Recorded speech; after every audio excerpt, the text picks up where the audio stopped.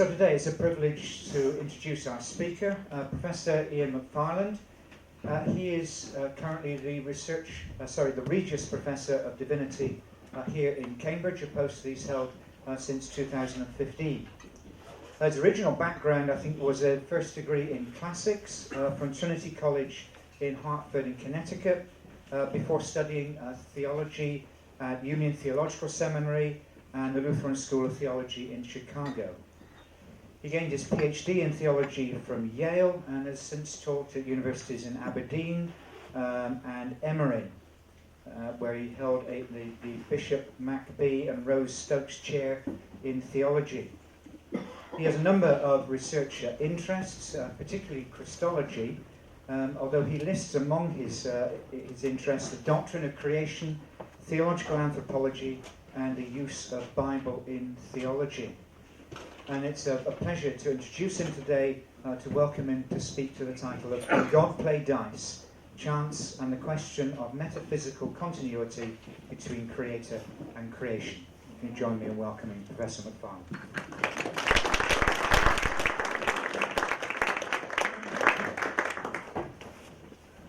Thank you very much. It's a pleasure to be here. The category of chance has played a central role in many contemporary attempts to defend the coherence of theological claims that God acts in the world. While some instances of apparent randomness in nature, for example, genetic mutation as a feature of natural selection, have been seen as posing a challenge to traditional accounts of providence, chance has more typically been seen as a boon to attempts to integrate theological and scientific perspectives. By undermining the specter of Laplace's demon, able to calculate the precise state of the universe in its entirety, at any time through the application of a deterministic calculus, chance, or in the less elegant language I will use in this paper, theologically irreducible indeterminacy, has been welcomed as providing an opening for discussions of human free will and divine action. My aim is not to assess the scientific merits of such claims, a task beyond my expertise, but rather to evaluate the way in which their theological plausibility is tied to a particular understanding of the relationship between creator and creation, God and the world. I use the image of God playing dice as a means of bringing into focus this question of how the category of chance relates to fundamental Christian convictions about God's relationship to the world. The metaphor is, of course, taken from Einstein, who used it as a means of voicing his opposition to the Copenhagen interpretation of quantum events as fundamentally indeterministic. Yet Einstein's insistence that God does not play dice with the universe is logically distinct from the question that I'm addressing here, namely whether God can do so.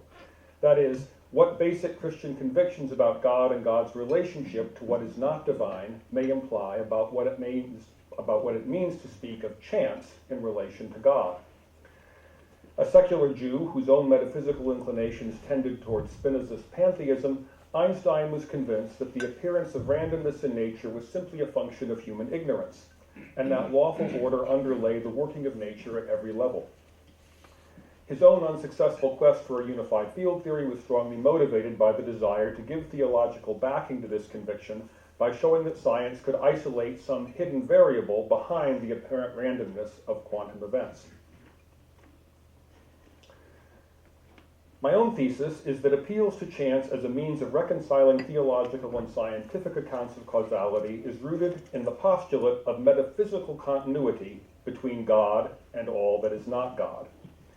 I use the phrase metaphysical continuity to refer to the view that creature and creator operate on the same plane, even if God is understood to do so from a position of vastly greater knowledge and power than all other entities. Applied to the question of causation, the affirmation of metaphysical continuity can be correlated with a demand for univocity and predication. That is, the demand that to describe X as the cause of a particular event E is necessarily to qualify the degree to which any other cause, Y for example, may also be claimed as a cause of E. Specifically, where X can be said to cause E, it is either the case that Y is not the cause of E, or that X and Y are together each only partial causes of E. Thus, where metaphysical continuity between creator and creature is affirmed, to name a created reality as the cause of a particular effect is to exclude characterizing God as its cause, except in the indirect sense that God is responsible for establishing the order of nature within which such created causes operate. In short, metaphysical continuity means that in order for creatures to be genuinely active as the cause of an effect, the creator must in some degree refrain from acting as the cause of that effect. So, understood in this way, the postulate of metaphysical continuity is characteristic of a wide range of contemporary theologies. For example, for Jürgen Moltmann, who invokes the Kabbalistic doctrine of Zimtzum, or contraction, in concert with Christian canonic theology and his doctrine of creation, divine withdrawal is necessary as the condition of the possibility of creatures' existence. By contrast, for defenders of open theism, as well as advocates of traditional free will theodicies, divine withdrawal is understood in less extreme terms. It is the condition of certain possibilities of creatures' existence, that is, their status as free and responsible agents, rather than the condition of their existence as such. It is important to stress that this metaphysical continuity between divine and creaturely action need not imply ontological continuity between divine and created being. Though there are exceptions here, insistence on metaphysical continuity between God and the world does not necessarily entail any qualification of God's ontological uniqueness over against creatures. Metaphysical continuity is simply a corollary of the conviction that in accounting for any given created effect, the word cause must be used univocally, and that God must correspondingly be understood as one cause among others when accounting for such effects. Thus, even proponents of process theology, who are arguably the most insistent on the importance of affirming metaphysical continuity between God and other entities, are still keen to defend God's ontological distinctiveness, by affirming, for example, that God, in contrast to all other entities, has a mental pole that is prior to his physical pole. It is within this framework of metaphysical continuity and metaphysically continuous accounts of divine action that chance has emerged as an important category in the ongoing dialogue between theology and the natural sciences. This is because metaphysical continuity implies some interface between God and creation that constitutes, to use Austin Farrer's famous phrase, the causal joint between divine action and the normal operations of the created causes. Importantly, the problem here is not a matter of divine inconsistency, as though it would be a moral fault for God to violate the laws of nature established by God's own decree by intervening in natural processes. To be sure, such interventions could not occur with high frequency, since scientific investigation of the natural world and the ascription of moral responsibility to human beings both presuppose predictable cause and effect relations between phenomena, and these would be disrupted if God were intervening all the time. But the occasional exception does not invalidate the rule. My believing in the miracle at Cana, for example, need not undermine my confidence in the basic principles of chemistry, any more than my daughters were in their younger days, subject to crippling cognitive dissonance by the fact that they were sometimes permitted to stay up past their normal bedtime. The difficulty with interventionist accounts of divine action is rather metaphysical, for they mean that the operation of the laws of nature would, but for special divine action, lead to an outcome different from that which God wills for the world. Insofar as Christians see nature's laws as both established and sustained in their operation by God's will, such a conflict makes no sense. The idea that God should need to override nature's laws to achieve the ends God wants would imply that God is of two minds, and thus compromise the fundamental Christian conviction that God is one. This situation can be avoided, however, if the causal nexus of natural laws is open. That is, that there are gaps in them that preclude the very idea of their operating independently of God in a manner that leads to an outcome in conflict with God's will. In order to address the problem of metaphysical dualism, these gaps must be what I would call theoretically irreducible. By this I mean that the inability to identify a natural cause for an event cannot be resolved by any imagined refinement of experimental technique, but rather reflects the scientific judgment that no created cause exists. For God to act in such a genuinely indeterminate series of events would not entail any competition with created causes, since there are, by definition, no such causes present with which it might compete. The universe would at these points be structurally open to divine action, because no particular outcome would be determined by the existing state of affairs. Instead, any outcome will appear to science as a matter of chance. Needless to say, this line of argument precludes colloquial understandings of chance, that is, the application of the term to phenomena not characterized by forms of indeterminacy that are theoretically irreducible. For example, genetic mutations are frequently described as matters of chance, even though they are not equiprobable, so that undirected or isotropic would be more accurate. And even where the term is used to refer to equiprobable events, like the toss of a coin or the roll of a die, physical factors in themselves well understood and mathematically describable determine the result.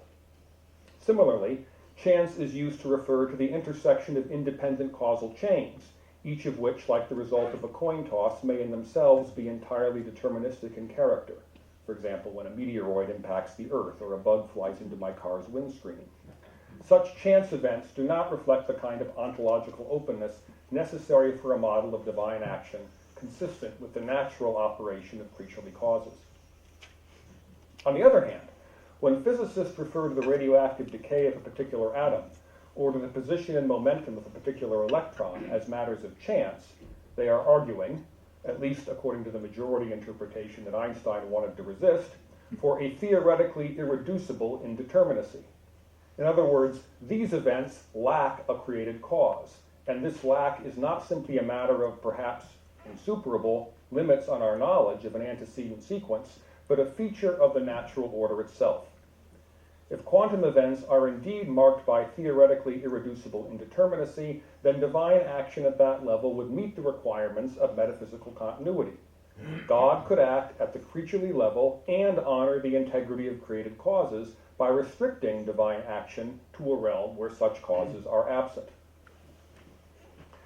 Now, a range of scientific difficulties have been identified with proposals linking special divine action with quantum indeterminacy.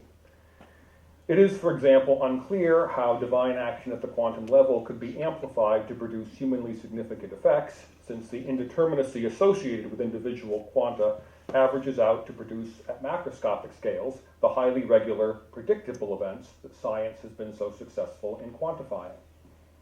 Furthermore, blanket characterizations of quantum events as indeterminate belie the fact that quantum physics is in many respects an eminently precise and predictable branch of science, in which, for example, the Schrödinger equation gives a fully deterministic account of the evolution of a wave packet.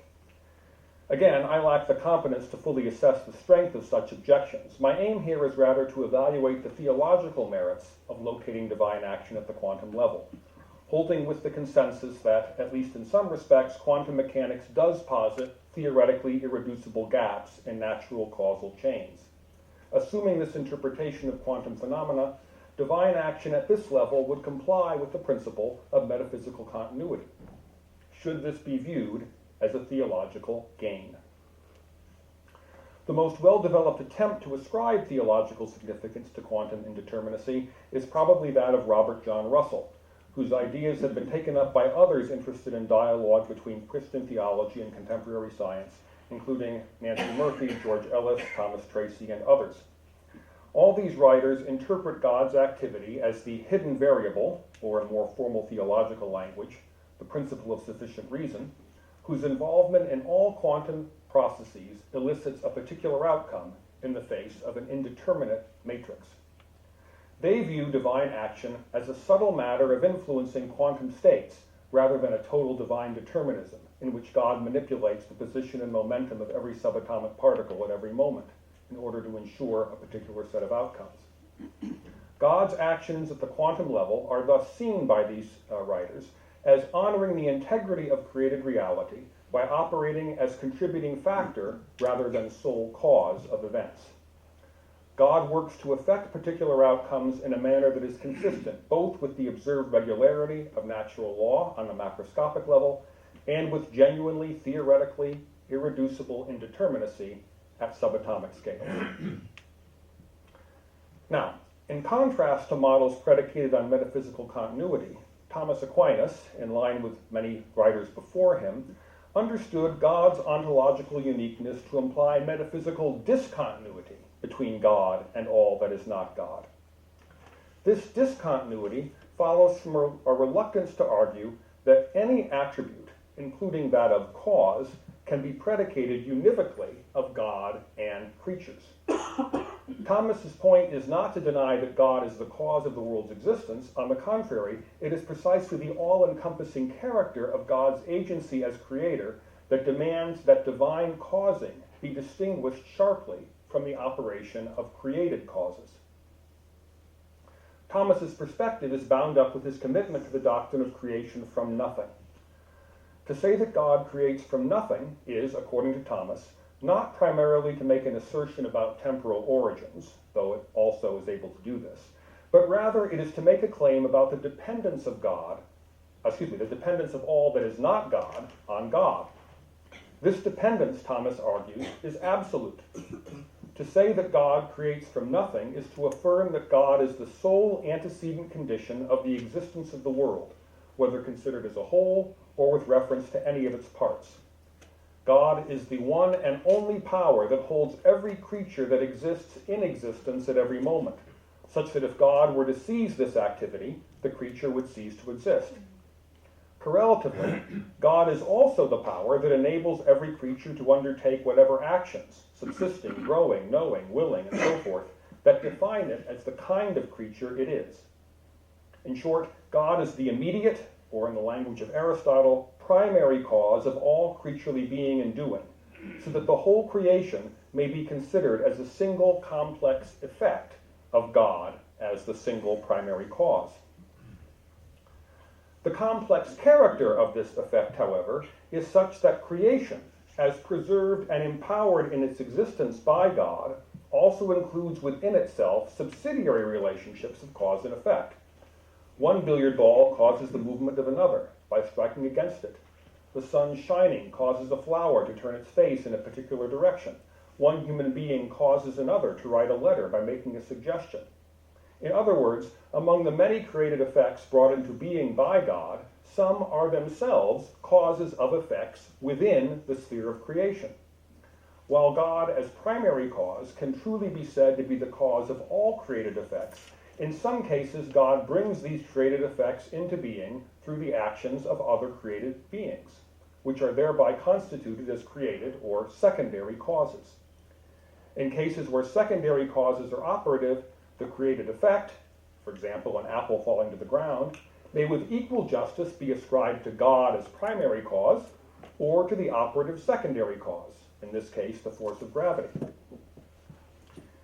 In recent Christian thought, this double agency perspective has been defended by Austin Farrer and Catherine Tanner, among others. According to this model, the decision to ascribe the cause of any natural phenomenon to God or to a creature must respect the metaphysical discontinuity between them. Explanation of created effects in terms of primary versus secondary causes reflects the claim that these two classes of cause operate on different ontological planes or levels, such that each provides a completely adequate causal explanation of the effect on its respective level. Viewed from within the realm of creation, the apple's fall is fully accounted for by reference to gravity. Reference to God is not necessary to complete the explanation. But neither does reference to God necessarily displace explanation in terms of natural causes, like gravitational attraction. Instead, reference to God represents an equally true account, but one on the level of primary causation. In short, to say that gravity caused the fall of the apple is not to exclude God, neither does referring the fall to divine action exclude the operation of gravity.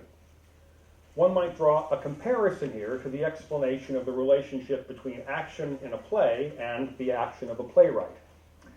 If asked, why did Duncan die, it would be equally correct to say, because Shakespeare so willed it, at the level of primary cause, or because Macbeth murdered him, at the level of secondary cause.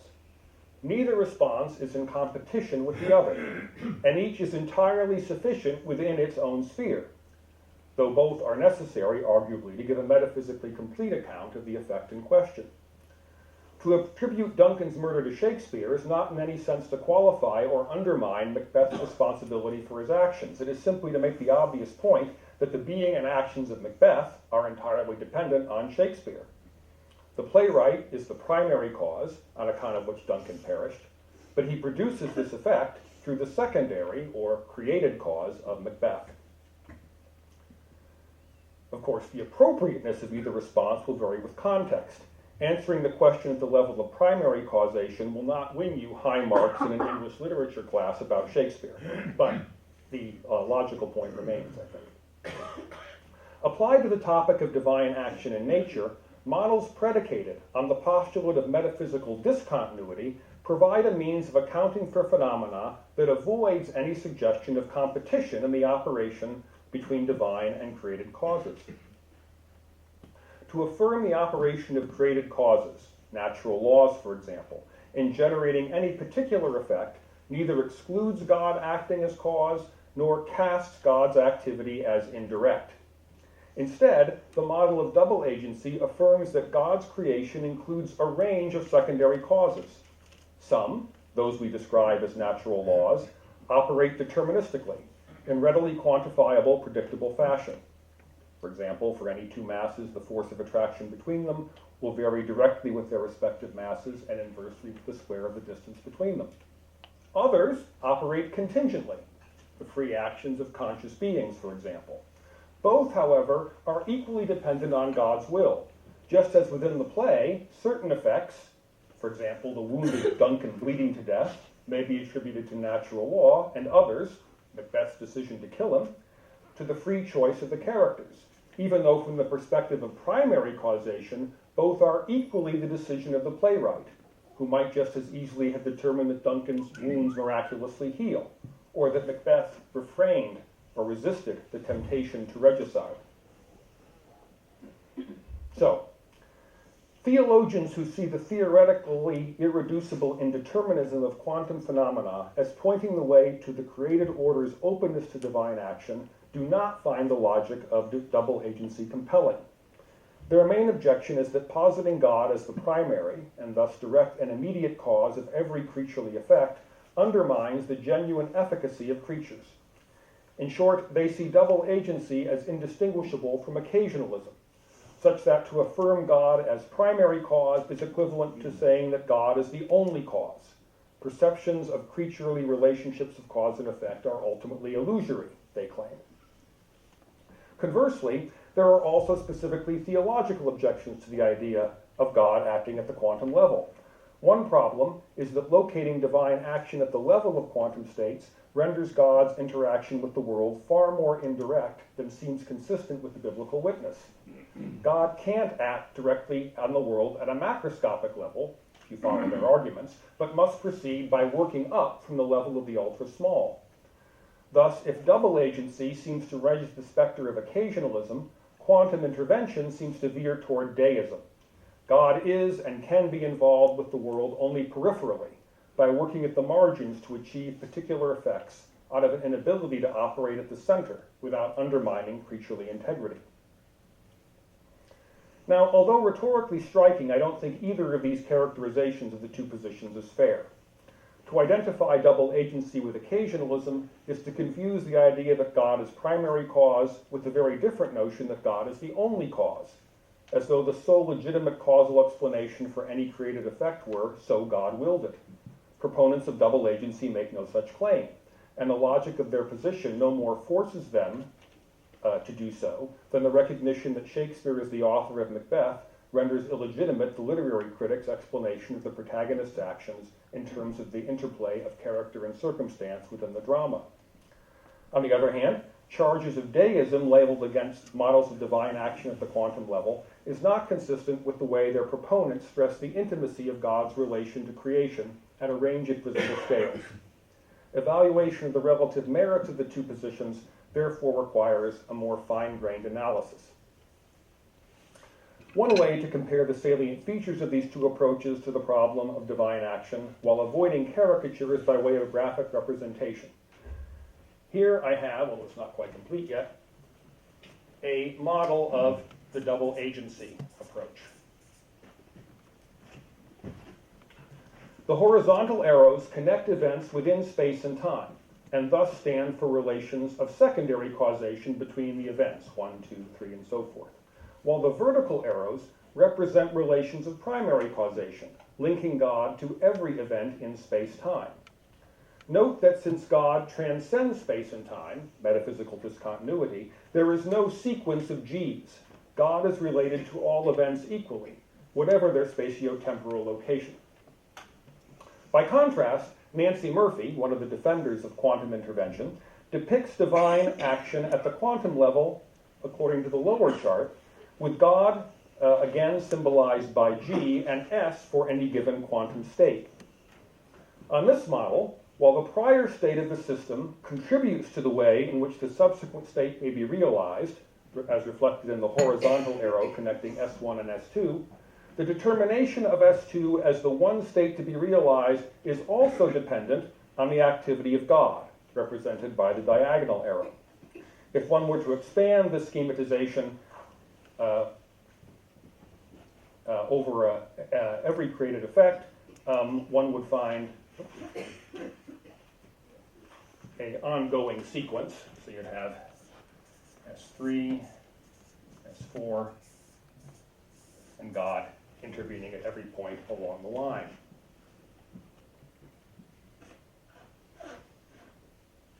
Now, I see what's happened. Double-sided printing takes over. Okay.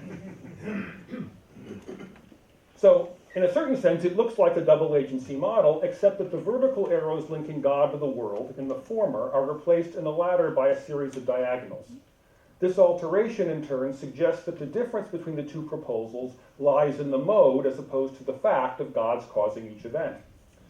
For Murphy, the replacement of the vertical arrows by the diagonal is necessary in order to affirm what she takes to be a fundamental principle of the Christian doctrine of creation. Namely, and I'm quoting her here, that what God creates has a measure of independent existence relative to God, unquote. Indeed, it's precisely because theoretically irreducible indeterminacy is one of the defining features of subatomic particles and their relative independence as creatures that Murphy is prepared to invoke direct divine action at this level. Arguing from the principle of sufficient reason that there must be some cause that brings about a subsequent quantum state, she affirms that the cause of the emergence of the state is appropriately identified as God, since, insofar as it is random, it is not a created cause. In other words, in the same way that Bird and Zass would starve unless some factor were to incline it toward one or the other of two equidistant and indistinguishable piles of hay, so no subsequent quantum state could be realized from the existing matrix of possibilities apart from God's acting as the system's hidden variable, diagonal arrow. Murphy concludes, quote, that no set of natural events or states of affairs is ever a sufficient condition for an event. One necessary condition will always be an element of divine direction, unquote. But what exactly does it mean to speak of God directing the outcome of events in this way? As Murphy's diagonal arrow suggests, she wants to interpret God's acting as falling between primary causation, that is, God as the necessary and fully sufficient condition of every creaturely effect, and secondary, that is, created causality. Such an approach would effectively split the difference between metaphysical continuity and discontinuity. How successful is the effort? Russell characterizes the mode of action symbolized by Murphy's diagonal line as a matter of God realizing one of several possibilities in the quantum system, not of manipulating subatomic particles as a quasi-physical force. His aim in making this distinction is to avoid a crude form of metaphysical continuity, the idea that God's action on the quantum level is equivalent to a natural or secondary cause. Since on Russell and Murphy's account, God's actions at the microscopic level are done in order to effect macroscopic change, it is hard to see how the charge of manipulation can be entirely avoided. A diagonal vector, after all, has a horizontal component. Nevertheless, the distinction Russell draws is not, I think, vacuous. Because he holds that quantum events are indeterminate, God's acting to realize a particular quantum state does not involve canceling or overriding any created causal sequence. More specifically, it does not produce an outcome different than would have ensued apart from divine action, since the fact of quantum indeterminacy means that apart from divine action, on their account, there would be no outcome. In other words, far from changing the course of nature, God's acts are the condition of the possibility of nature having a course in the first place. Divine action can therefore be said to be integral to the regular operation of the natural order, and thus even as part of creation, but not in a way that renders God's action equivalent to natural causes, since by hypothesis the set of natural causes is insufficient to bring the event to realization. In short, although the correlation of divine activity with quantum indeterminacy is rooted in the principle of metaphysical continuity between divine and creaturely action, appreciation of the significance of indeterminacy for the character of God's causal agency at the quantum level renders the model a limit case of metaphysical continuity. God acts with created causes, but not in such a way that God can be assimilated to them. Yet for all its subtlety, the coherence of this proposal remains open to question. Although Russell and Murphy see particular quantum states as the product of the combination of divine and creaturely causes, their common insistence that the indeterminacy of quantum events means that nothing would happen but for God's intervention at the quantum level raises the question of exactly what is being combined here. For example, what is represented by the horizontal arrow connecting S1 and S2 in Murphy's diagram? Murphy herself suggests that this creaturely component to the transition between these two states refers to the present state of the system, with God's action serving as a catalyst. But if this is the case, then it seems necessary to conclude that either the role of the creaturely cause is purely formal, so that the horizontal arrow is absorbed into S1 and divine action is the only effective cause of S2, or God's action is in fact far closer to that of a secondary cause than either Russell or Murphy seem prepared to admit. An analogous problem is posed by Russell's claim that his position avoids predestination, since the overwhelming majority of quantum events in which God is active merely result in producing the ordinary classical world of physics. If it is indeed the case that there exists no created cause sufficient to realize a particular quantum state, God's action to produce the ordinary classical world would seem to be no less a matter of divine control than activity directed toward a specific effect. Again, the logic of chance resists the kind of middle ground that Russell and Murphy want to travel.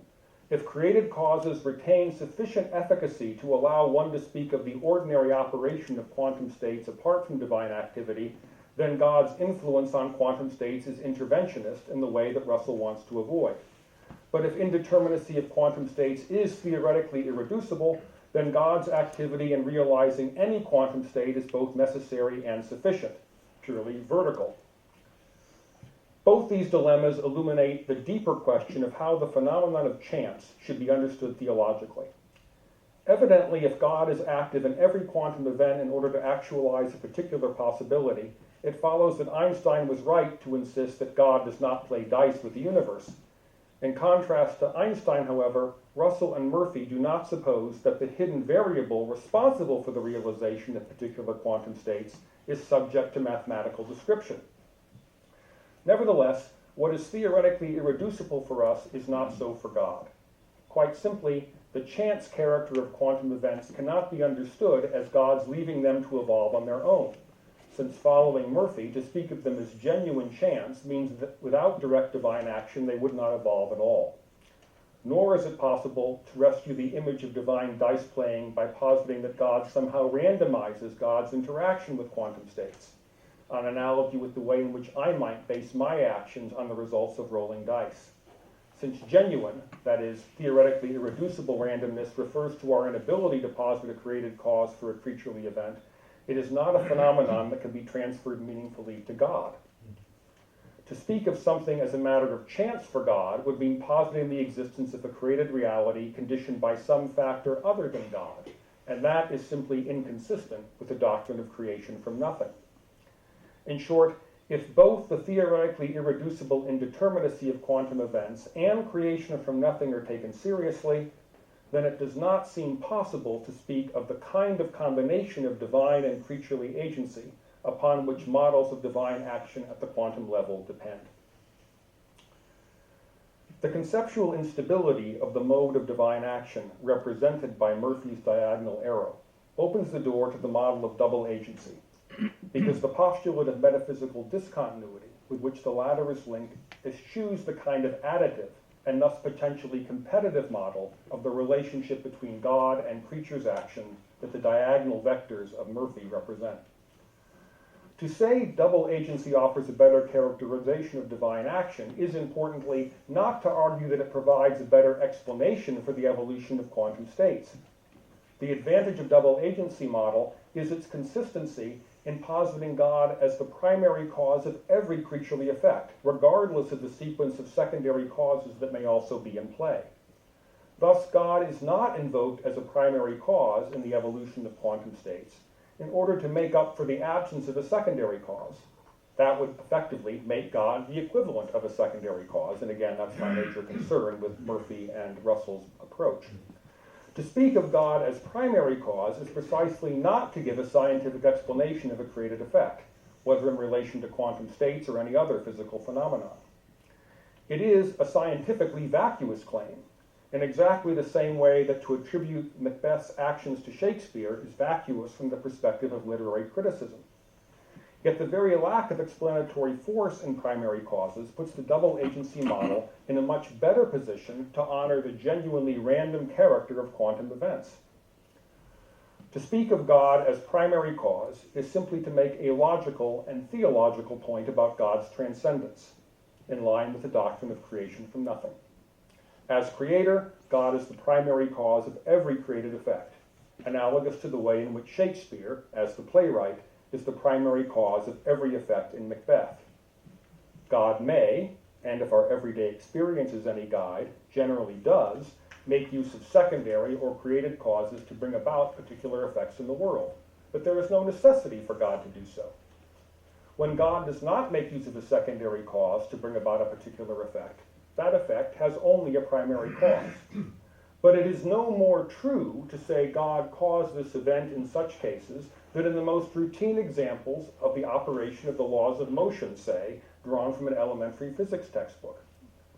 Thus, when we speak theologically of God causing an event, a miracle, for example, we are not affirming any quantitative increase in divine involvement, which is already always at a maximum if God creates the world from nothing. We do not even necessarily commit ourselves to a metaphysical claim that God did not employ a secondary cause. We affirm only a qualitative shift in the communicative significance of God's action. It is for our instruction, as Paul says in Romans 15:4. From this perspective, the scientific consensus regarding theoretically irreducible quantum indeterminacy is not theologically significant because it provides space for direct divine action. If sustained as the proper interpretation of quantum phenomena, however, it does suggest an enrichment of our understanding of the various ways in which God brings about created effects, that is, the range of, if you will, secondary causes. Christians have, from the earliest times, affirmed that God has established creaturely freedom as one mode in which created effects are produced. The idea of theoretically reducible natural law is a more recent development associated with the scientific revolution. Theoretically irreducible quantum indeterminacy would represent a third possibility alongside these more familiar ones, a set of events that is not caused by the operation of natural law, a set of events that is not caused by free creaturely agency, but rather a set of events that, should they prove indeed theoretically irreducible, God has determined should arise through the decision of, should arise without the identifiability of any natural cause whatsoever. So that God has created three sorts of secondary causes. Those of created agents, free, those that operate through the predictable operations of physical forces, necessary, and those without any identifiable cause, random. All three processes, if we can call them that, are equally dependent upon God's omnipresent activity, and all are equally subject to God's providential direction. But though they are in this way theologically reducible to their single divine source, they are theoretically and scientifically irreducible to any overarching explanatory account within the realm of secondary causes. We have no way of conceiving what it means for any of them to be affected by God as primary cause, since our experience and understanding of causality is limited at the created level. A free action is for us caused by the agent who performs it, a necessary action by the operation of a natural process, while a truly random event is uncaused. To invoke God as primary cause in any of these cases neither adds to nor detracts from our experience of their created character as free or necessary or chance events. In this way, none of the three is any more open or closed to divine action than any other. That God should be active in any of them is a matter of Christian confession, not of scientific conclusion, an implication of the first article of the Creed. I believe in God the Father Almighty, creator of heaven and earth. Can God play dice with the universe?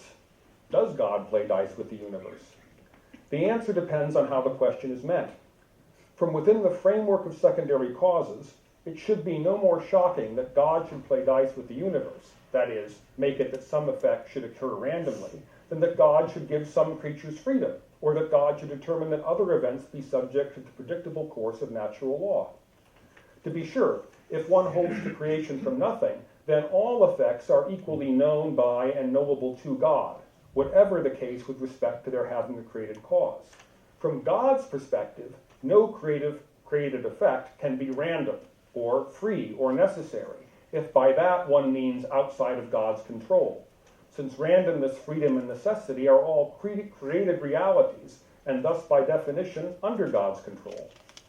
But since we do not and cannot have a God's eye view of things, this point is of little practical significance. Here again the literary analogy holds.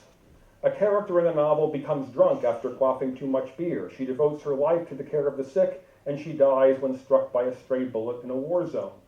We can willingly acknowledge that each event is equally the product of the author's will, without in any way that impeding our ability to recognize that there is a world of difference between the necessity by which alcohol makes the character drunk, the freedom with which she chooses her career, and the chance character of her death. In short, the significance of chance for Christian reflection on divine action is not that it makes claims for divine action any more credible. Analysis of theological accounts of divine action at the quantum level shows that attempts to correlate divine action with indeterminacy are unable to avoid either reducing God to a secondary cause or reverting to something like dual agencies model of primary causation. Instead of helping us to make sense of divine action as such, chance, theoretically irreducible indeterminacy, is better seen as a further example of the variety of forms which God produces. That God should play dice with the universe is, from this perspective, no more, and of course no less strange, than that God should give created beings free agency, or that God should bestow upon the world physical forces that operate with quantifiable regularity. It is simply one more dimension of the unfathomable mystery of creation, that God, who is already infinitely rich in God's self, should bring into existence, with its own richness, a reality that is other than God. Thank you.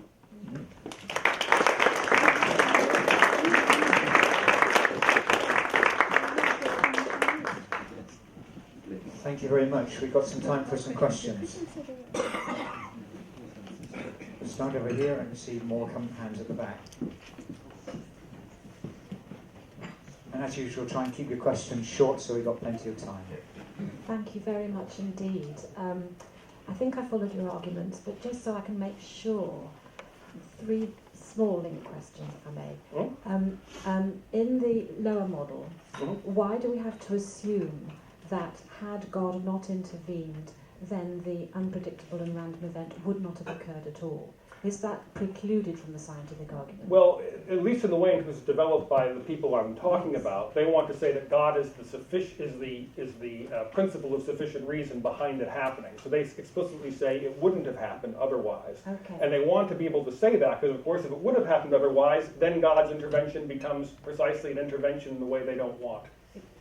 It doesn't seem to make much sense to me, though, that argument. And I also don't quite understand why you've got the horizontal arrows, because if they are unpredictable, why have you got an arrow between S and S? Well, that was the question I was trying to argue with them, is that what she and Russell both want to do is to say that there is a there is a natural sequence and then there's a divine intervention. But what I was pushing in my counter is I'm not sure what the force of the natural sequence is. All she seems to, when she's pushed on it, all it seems to come down to is the fact that there is a prior state. So there's a constraint, obviously. The state is such that limits the possible outcomes. But the state actually isn't contributing much of anything. And that's where I say if you push it in that way, then you're back at this. Exactly, so that's my critique. And finally, I can't even see why you should want to do this, because even if that model worked, and I can't quite see how it does, how does it add? Oh, well, the reason they want to do it is because they want to have a sense of a univocal understanding of cause, where God's action in the world is understood as being consistent with scientific causes, and actually able to be, the goal here is, are science and religion two utterly disparate languages, or contradictory languages, or can they be somehow joined in a coherent whole? And the idea behind being joined in a coherent whole is you have a causally open matrix. That's crucial, because if it's not causally open, then you have intervention in the bad sense. Yeah. Okay? And you have an ability to talk about God as causing in a way that is consistent with what we see in nature. So God's action is invisible, not simply as it happens, as for example, perhaps as Polkinghorne suggests, for example, in chaotic events, but in principle. And so that's what they're looking for. But it's such a trivial event that he's acting in. I don't see how because that's another sort of issue, is how do these things get magnified and so on and so forth. But you can use the Schrodinger cat experiment. Even a single quantum event could produce a macroscopic outcome under those circumstances. So. Okay. Well, thank you very much. Thank you. It's not my position. I'm trying to give it the best I can. I'm trying to find some reason for it. Rodney, just here, and then we'll work slowly back to the room. I can see Thank you very much. As I remember, Aquinas himself says that the secondary causes don't limit God's action. He can act outside the realm of secondary causes, produce the effect without the cause, and so on. So when he does that, for you then is that, one of my questions, is that miracle, and two, because otherwise it could be related to this model, this other model in a way. And my second point is, when we pray, what does God do? How does God answer prayer? Does he, in terms of the laws of nature or miracle? Yeah, well, there are two. The first question is a little easier than the second one. Secondary causes do not constrain God, and God is free to use them or not to use them. One way to interpret, I think the way, in fact, unlike Augustine, one of the way Aquinas interprets a miracle, I think, primarily is as God acting without a secondary cause. And so there's no reason why God can't do that, according to this model either. But the point is, God, of course, important to note, scientifically you'd never know that, right? All you would know is there's no identifiable second cause in place, not that you've identified God. So God remains, as it were, as primary cause, insofar as transcendent, invariably invisible, and indetectable. But yes, that could be the case. There's no, in a certain sense, if you open up quantum events as precisely a place where there exists, in fact, in nature, places where there is no identifiable cause, this is where you question how you want to define a miracle. I would not want to define every quantum event as a miracle. I think that's why I want to say that we actually have a form of creaturely reality that has no secondary cause, but not that God is the cause of it the way God is the cause of everything else. But again, the crucial element is not anymore, I think one of the problems we have in thinking about divine action is that we puzzle over things like chance and freedom, as though these are tricky, but natural laws are easy. But in fact, God's relation to the operation of gravity really is no more apparent. It isn't like a Rube Goldberg machine, right? It's like these things, all the things are equally impenetrable to us, is what I would want to suggest. So that's on that piece. Now, in terms of what is God doing, what happens when we pray, and how does God respond to prayer? How and when God responds to prayer is something that is, because it's, of course, we're appealing to God's freedom, is nothing that we can determine the outcome of. God can, I take it that, as with everything else, God can respond to prayer either through the operations of secondary causes. I wish my wife would get me such for my birthday, and miraculously, or because I left a big hint, somehow, that is something that accords with God's will. Or God, with all seriousness, can do things that don't have any such cause. But so I don't want to go. I mean, there are two extremes, right? One extreme is that so you get this with Schleiermacher in some respects, that all you're really doing when you're praying is in Schleiermacher is a very strong notion of God as cause. All you're doing is reconciling yourself to what's already happening. One of the ways Catherine Tanner talks about this, one can understand part of God's self-determination for the world includes God's being responsive, so to speak, to creaturely requests. I mean, not in the sense that God is really related to them, but I mean that that's part of the economy that God spins out. So that's an option that God has. Colin, I think was the next one forward, and then one right in the back in the corner. No, thank you very much.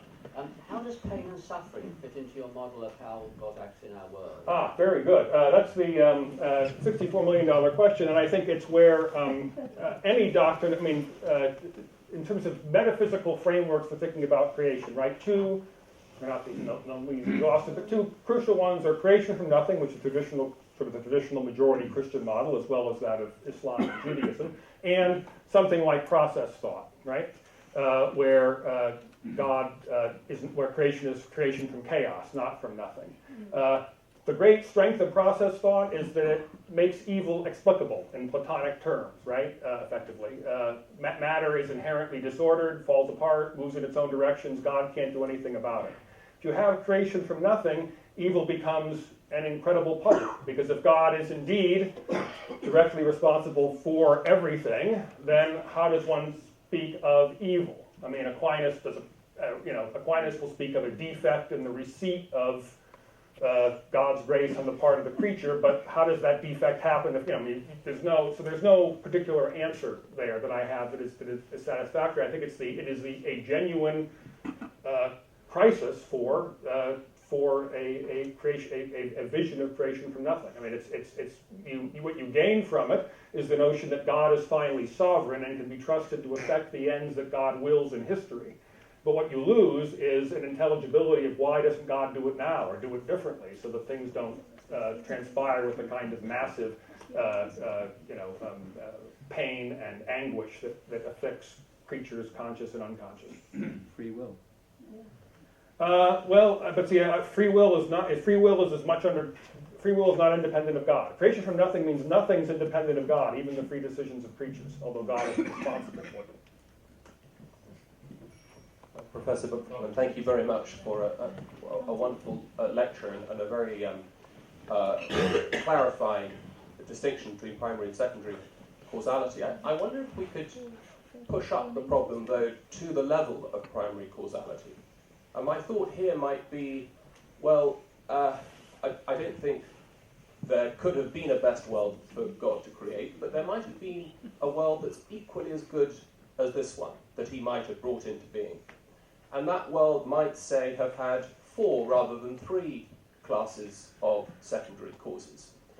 And there might be no rational principle for God to act on to distinguish between which of those two you would bring about through primary causation. So you might have a sort of Buridan's ass problem at the level of God's own free decision over which of those two equally best worlds to create. Now, it seems to me that you could simply say that there might be no reason. God might simply have preferred this world rather than the other one, just as I might prefer chocolate ice cream to vanilla ice cream. It's rational for me to choose chocolate ice cream in the shop over vanilla ice cream, given that I prefer it. But there might be no reason for me to prefer it, other than that I just do. If that's the case for God, does that make us voluntarists? Yeah. So my response to that is to say that there's a false. I mean, it's a tempting analogy, and some people much brighter than me have fallen for it. For example, Leibniz. But I think that the analogy of God choosing among possible worlds is a category mistake, because precisely of what it means to speak of God as primary cause. God does not actualize one of multiple possibilities. In creating the world, God creates precisely the circumstances within which possibilities can be actualized. I mean, in a sense, this is sort of the real cutting edge of the distinction between a Christian doctrine and a Platonic doctrine. What does creation from Platonic notion of ordering of primal matter. What is primal matter? Well, it's pure potentiality, right? I mean, it's not like stuff. That's not like sort of mud. It's utter potential. So if creation from nothing means that the nothing includes, there's not even a potential. I mean, it is simply, this is God's election. But it's not a matter of choice, as though there were several things. So I think that the notion of how one imagines creation, and particularly for us within the world, creation is always a matter of manipulation of stuff that's already there. To think through, I think, from nothing radically is to suggest there's no something there that God's manipulating, even at the level of potential. And so the analogy so your ice cream analogy, which, I mean, in terms of how we do things, I think is accurate, I think wouldn't apply to a radical doctrine of creation from nothing. So God wasn't free to choose otherwise. The category just, the analogy Jakes breaks down. I mean, it is an utter act of divine freedom and grace, but we can't think of freedom and grace in terms of decisionistically, which is how we cannot help but think of it. Alexander. Thank you so much for a wonderful and rich talk. So you've negotiated different ways or different attempts to avoid competition between the creators and the creaturely effects. Now, if I look at this upper scheme there, I suppose this is Shakespeare's play, with G representing Shakespeare and E Macbeth. Now, if Shakespeare wanted to intervene directly in the story, we'd call that a deus ex machina, something that kind of falls out of the rationality of the story itself. We'd call that bad writing. Yeah. So, does that still satisfy the criteria of a compatibilist account of divine action? Okay. First of all, again, as with all analogies, you want to be careful. But in fact, if you want to think about it that way, I mean, it can be bad writing or it cannot be. I mean, Dante isn't bad. I take it the Divine Comedy isn't bad writing, although Dante is certainly a character within. And I think I would say that the incarnation is precisely God becoming a character in the story. That is, God who is in control of all. I mean, everything that all of us do is all at every moment being controlled by God in this way, or is being caused, not controlled, but being caused by God directly at the primary causal level. What is the difference between Jesus and me, or Jesus and you? In this particular case of creaturely activity, God claims this life as God's own life. So I think whether it's bad writing or not depends on the skill of the author. And certainly I think, the analogy does hold into what you're saying in this way. I think it is, Catherine Sonderegger in her New Systematics has a really wonderful little bit on omnipresence and hiddenness. She correlates sort of, as it were, absolute attributes with moral attributes in a way. And she says that one of the great gifts of atheistic materialism, from her perspective, theologically, is to really emphasize the fact that God's presence is, apart from revelation, is hidden. That in fact, God's a great writer. We don't see seams and bulges and things that require other kinds of explanation. That there is a consistency and a wholeness and a beauty and an integrity to the creation as it is, and that is partly a witness to the way in which God brings things to be, to have, to be what they are. Kierkegaard has a wonderful little bit in his journals where he says that only someone who creates from nothing can make something truly independent. Now, he doesn't mean, Kierkegaard holds to something, I think, more or less like this, but that it's creaturely relationships of giving establish mutual dependence in a sense of your story becomes bound to somebody else's in a way that exposes your own weaknesses. God's giving of being and creation is not something which exposes our weaknesses, but which constitutes our fullness. And so there's a different sense there. So, but yeah, I think there is bad writing. The extent that a writer is really, really good, they're more and more, they resemble God better. I think at that point I'm going to have to draw this to a conclusion. I can see from the hands that are up, there's still plenty more questions. Thank you ever so much for stimulating us. You can see from the questions coming that you've fired people's imaginations and thoughts. So can you just thank me in joining Professor?